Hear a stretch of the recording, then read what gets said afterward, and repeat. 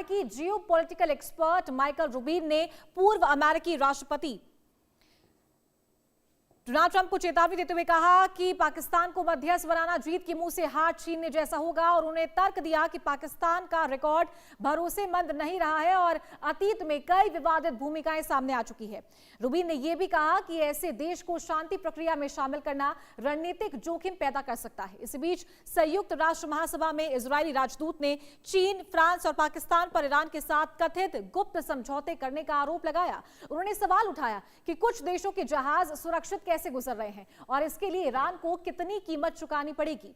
इस बयान के बाद कूटनीतिक हलकों में हलचल तेज हो गई है। इजरायल का कहना है कि ऐसे समझौते अंतर्राष्ट्रीय नियम को कमजोर करते हैं और क्षेत्रीय स्थिरता को खतरे में डालते हैं। तो वहीं ट्रंप के संभावित पाकिस्तान दौरे की खबरों ने इस पूरे घटनाक्रम को और संवेदनशील बना दिया है। इस्लामाबाद और रावलपिंडी में सुरक्षा कड़ी कर दी गई है और संवेदनशील इलाकों में विशेष इंतजाम किए गए हैं। माना जा रहा है कि ईरान और अमेरिका के बीच शांति प्रयासों में पाकिस्तान की भूमिका अहम हो सकती है, लेकिन इसी को लेकर विवाद भी गहराता जा रहा है। विशेषज्ञों का कहना है कि मध्यस्थता की यह कोशिश सफल भी हो सकती है और जोखिम भी पैदा कर सकती है।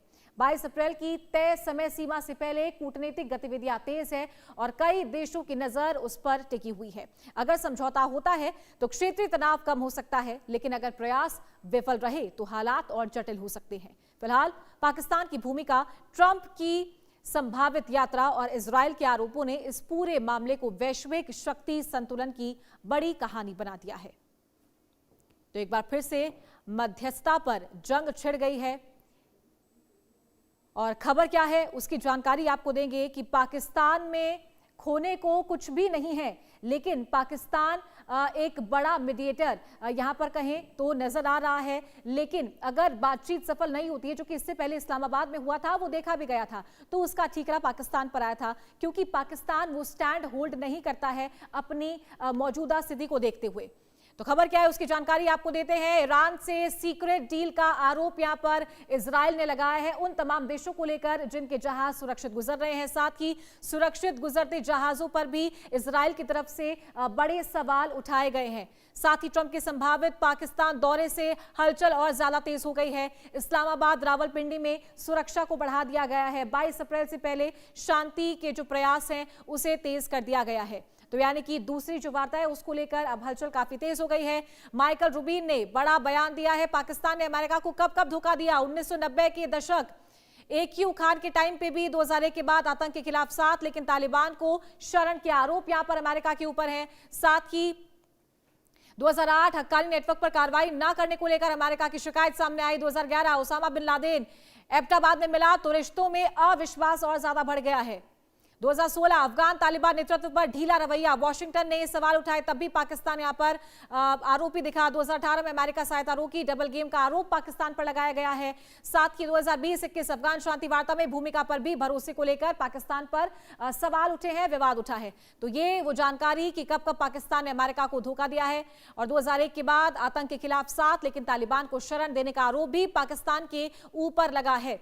तो ये वो जानकारी कि कब कब पाकिस्तान ने अमेरिका को कब कब धोखा दिया, उसकी जानकारी आपको दी है कि किस तरीके से आतंक फैलाया। अफगान तालिबान नेतृत्व पर ढीला रवैया यहां पर पाकिस्तान का देखने को मिला। अमेरिकी सहायता रोकी, डबल गेम 2018 में, इसका भी आरोप पाकिस्तान पर है। माइकल रूबिन ने पाकिस्तान मध्यस्थता पर भी सवाल उठाए हैं। तो ट्रंप को कूटनीतिक जोखिम की चेतावनी यहां पर देती हुई नजर आ रही है। यह तमाम सिचुएशन, यूएन में इजरायल राजदूत ने चीन, पाक को घेरा है। ईरान से सीक्रेट डील का आरोप यहां पर पाकिस्तान और चीन पर लगा है कि ईरान के साथ में सीक्रेट डील है। सुरक्षित गुजरते जहाजों पर भी सवाल उठ रहे हैं और इजरायल का कुछ अलग रुख नजर आ रहा है। ट्रंप के संभावित पाकिस्तान दौरे से हलचल और ज्यादा तेज हो गई है कि दूसरी जो वार्ता होने वाली है उसका निष्कर्ष आखिरकार क्या निकलता है। इस्लामाबाद, रावलपिंडी में सुरक्षा बढ़ा दी गई है। 22 अप्रैल से पहले शांति लाने के प्रयास तेज हो गए हैं। लेकिन यहाँ पर पाकिस्तान की जो भूमिका है उसको कहीं ना कहीं संदिग्ध माना जाता है। भले ही पाकिस्तान मीडिएटर का काम कर रहा है और पूरी दुनिया, पूरा देश ये चाहता है कि जल्द से जल्द ये युद्ध खत्म हो, लेकिन ये युद्ध खत्म होने के मायने सही होने चाहिए, क्योंकि इससे पिछली बार जब इस्लामाबाद में बैठक हुई थी तब दोहरा रवैया जो है यहाँ पर वो पाकिस्तान का निकलकर सामने आया था। आसिम मुनीर जहां ईरान से मिलने के लिए जाते हैं तो अपनी वर्दी में जाते हैं, लेकिन मिलने के लिए जाते हैं जब अमेरिका से तो सूट बूट पहनकर जाते हैं। तो ये दोहरा रवैया, जहां तक बात थी इजराइल और लेबनान की, तो वहां भी ईरान को ये कहा गया कि ये समझौते में शामिल है, इस पर बात होनी है, तो वही अमेरिका को कुछ और कहा गया। और उसके बाद जब ये वार्ता विफल रही तब ठन गोपाल की तरह यहां पर पाकिस्तान उस स्थिति में खड़ा हुआ नजर आ रहा था। तो एक बार फिर से पाकिस्तान मध्यस्थ बनने वाला है, तो ये जीत के मुंह से हार छीनने जैसा है। तो ईरान से सीक्रेट डील का आरोप इजराइल ने लगाया है कि चीन और पाक सीक्रेट डील कर रहे हैं, साथ ही जो जहाज यहां से सुरक्षित गुजर रहे हैं, तो यहां भी जो दोहरा रवैया ईरान का उसको लेकर भी इजराइल ने तमाम सवाल उठाए हैं। तो पाकिस्तान में आर्थिक स्थिति इतनी बदतर है, लेकिन फिर भी पाकिस्तान मध्यस्थ बन रहा है और ये जो तमाम सिचुएशन है, जो समझौते की सीढ़ियां एक एक करके चढ़ी जा रही है, ईरान भी और अमेरिका भी जहां आगे बढ़ रहे समझौते को लेकर, उस पर कहीं ना कहीं पानी ना फिर जाए, इसकी जो संभावना है ये भी एक तरफ सोच के चली जा रही है। विशेषज्ञों का कहना है कि कई बार पाकिस्तान ने अमेरिका को धोखा दिया है। 2011 की बात करें, ओसामा बिन लादेन का पूरा मामला पूरी दुनिया जानती है। 2016 अफगान तालिबान नेतृत्व पर ढीला रवैया पाकिस्तान का, तो वॉशिंगटन ने सवाल उठाए पाकिस्तान पर। 2018 अमेरिकी सहायता रोकी, डबल गेम का आरोप पाकिस्तान पर लगाया गया है। 2020-21 अफगान शांति वार्ता में भूमिका पर भी भरोसे को लेकर विवाद यहां पर उठा पाकिस्तान पर। 1990 के दशक AQ खान नेटवर्क से परमाणु तकनीक फैलाने पर अमेरिका जो नाराज है वो नजर आया है।